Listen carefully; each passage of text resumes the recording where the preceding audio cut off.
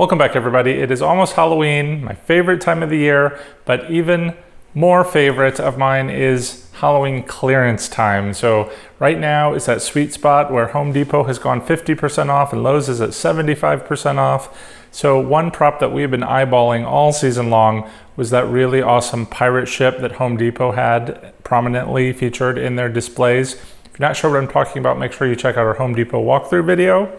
But since today everything went 50% off, we started looking everywhere in all the Home Depots for that prop. Couldn't find any, but we did find a display model for sale, so we bought it. Unfortunately, they didn't give us any additional discount off the 50% off, but we did get some interesting backdrop scenery as a consolation for that, so we're kind of happy about that. But I thought we would go ahead and try and put it together and see how it looks in person. It doesn't look, now obviously we didn't get a box, so everything we just kind of shoved in our cars and just pulled it out here. Some of it's already pre-assembled. I don't know how much of this, if you were going to buy it on your own, that you'd have to assemble, but it doesn't look like there's really that many pieces to it. So even though it is a big, impressive scenery prop, hopefully it should be pretty easy to put together. So what do you think, Tim? Should we start with the base or the sides? It does look like, I mean, we have these pole pieces, which I think go to on the bottoms. Not exactly sure. We didn't get a chance to see them take it apart. I took it apart. So Tom saw some of that. I wasn't there. I sent Tom to Home Depot and I was like, get it, get it. And he did. He had to talk to customer service people and they had to disassemble it for him. But hopefully we'll be able to figure this out without any instructions. Let's just work on the side pieces here real quick. All right, it looks like there's 3 pieces for each side. Now, the nice thing about this is it doesn't screw together at all. They all have these sort of clips. I'm sure you can't see that in the video, but it's like a little latch.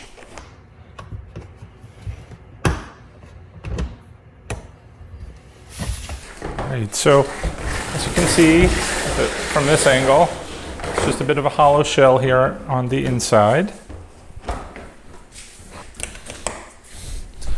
All right, that latching is super easy, and I can see now Tom's got the bars. It looks like there are some connector pieces on the bottoms, so hopefully we should be able to figure out which one goes where. All right, it looks like the bars, thankfully, are still numbered. So we start with a J1, I see J2, J3, J4. This one, unfortunately, is not labeled and is baffling me at the moment, but let's go ahead and put the rest of these in. Tom, do you want to grab that side? It seems like you can't put it in backwards because those little tabs that stick up are only on one side. And I think we've got it. So even without the instructions, it's kind of self-explanatory the way they've built it. So the bars can pretty much only go in one particular place. There probably is a better order to put them in though, just so that you have the flexibility before everything snaps together and it's tight. But we've got one more piece to stick in. We'll see if we can make it work.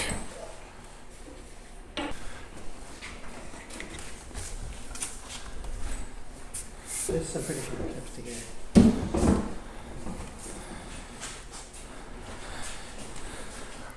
So there are, if we lift it up for a second and show them, there is like a clip on the back that you can kind of see there that's going to clip onto the bar in the front.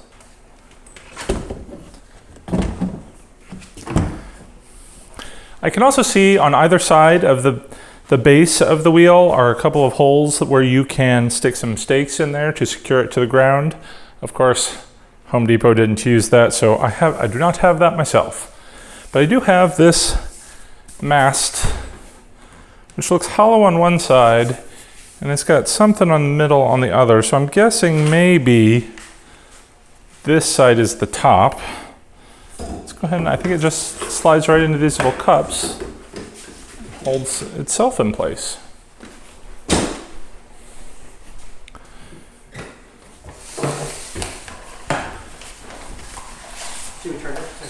We also have the mast, which now I don't think we're going to be able to put on here in the garage. So the mast will go here at some point. We've got these rope ladder things. On the bottom, it looks like they just have some carabiner clips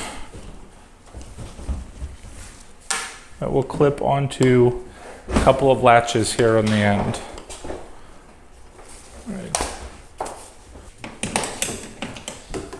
All right, so that's what it will look like Should we plug it in? when we get it outside. But yeah, the only other thing we need to do is, yes, plug him in and see if he works. So the only mechanical piece to this is the wheel itself, which will rock back and forth, and that's going to make it look like he's steering it. Since we have his hands, it's not Velcro, it's like elastic connected to the wheel itself. So Tom's going to go ahead and plug it in now, and there we go, we can see it moving. We probably might need to adjust the hands a little bit, but it's kind of an awesome effect, huh?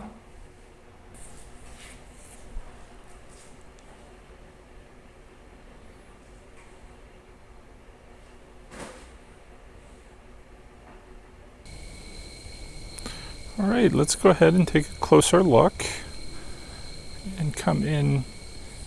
Look at this captain here at the wheel, looking suitably creepy. He does have a light up eye. There is a battery compartment in the back of his head. His outfit is spectacular. Pirate hat, red thing I think supposed to be a shirt maybe, or some sort of scarf. But look at the weather torn jacket. Captain's wheel occasionally gets stuck, so we're going to try and fix that later, but if you give it a good tap, it'll go again. The front of the wheel here's got a little jewel embedded. It also has a lot of visible screw holes, so not too thrilled about that. But as we make our way to the front of the ship, we can see this guy looking very creepy. Clearly not human, but it makes an excellent front of the ship. We have this pole that sticks out quite far, so if you have this in the walkway, might be a little concerned that someone might walk right into that pole, unless it's very well lit. Behind the captain, there is a torn pirate ship flag. This mast stands over 9 feet tall, and it has the rope ladders along the side, leading down to the base of the ship. That looks very well crafted. Nice wood look, complete with damage and a hole to make it explain the sinking. On the side here, you've got some faux windows as well. Now the interior base of the ship, you can see, is open. With all of these bars across, it is easy to stake it down so that this ship is not going anywhere.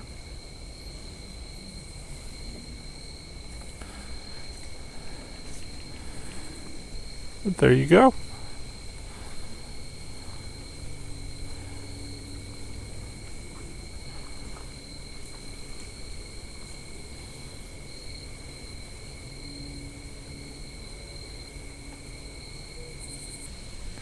All right, well, what do you think? I do think it was incredibly easy to assemble, so I'm very excited about that. You may remember at the clearance time last year, we bought one of those zombie horses that took us an hour or more to put together because it was just impossible. But this thing, just quick and easy, latches together. Of course, you know, some of these pieces were assembled for us already, but I definitely love that we got it on clearance. You know, the retail price was $329, so we got it for half of that, which was still a little bit pricey, but for an animated prop, especially something of this size, I think that's way more reasonable. So can't wait to show you this in our pirate display for Halloween this year, so make sure you stay tuned for our Halloween walkthrough. But that'll do it for today. Thanks for watching, guys. Take care. Happy haunting.